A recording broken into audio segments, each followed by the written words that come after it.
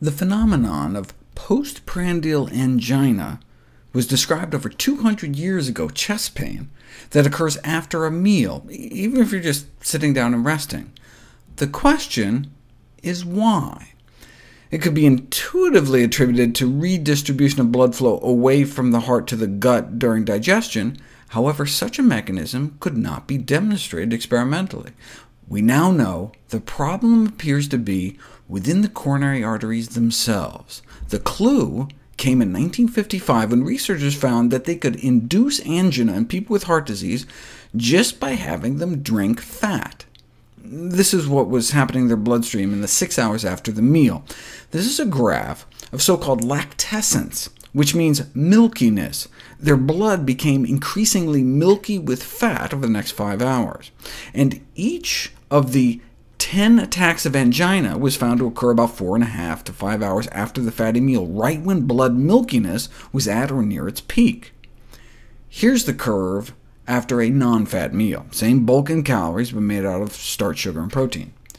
And no anginal pain was elicited in any of the patients they tested after the ingestion of the non-fat meal. How could just the presence of fat in the blood affect blood flow to the heart? To understand that, we need to understand the endothelium, the inner lining of all of our blood vessels. Our arteries are not just rigid pipes, they are living, breathing organs that actively dilate or constrict depending on what's needed. They thin or thicken the blood, release hormones, and it's all controlled by the single inner layer, the endothelium, making it the body's largest endocrine organ, the largest hormone-secreting organ, weighing a total of 3 pounds all gathered up, with a combined surface area of 700 square yards. We used to think the endothelium was just an inert layer lining our vascular tree, but now we know better.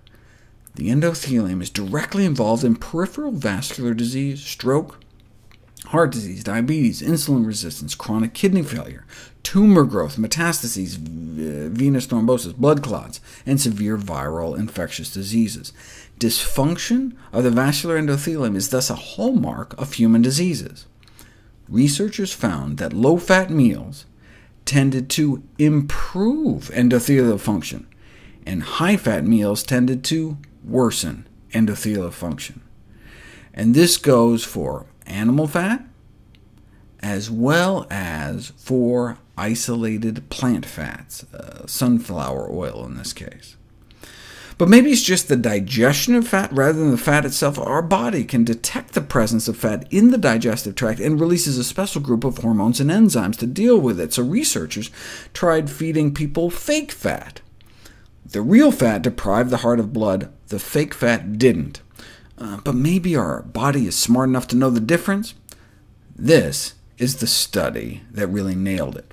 They tried infusing fat directly into people's bloodstream through an IV, so your brain doesn't know if you're eating fat or not. And indeed, within hours, their arteries became stiffened, significantly crippling their ability to relax and dilate normally.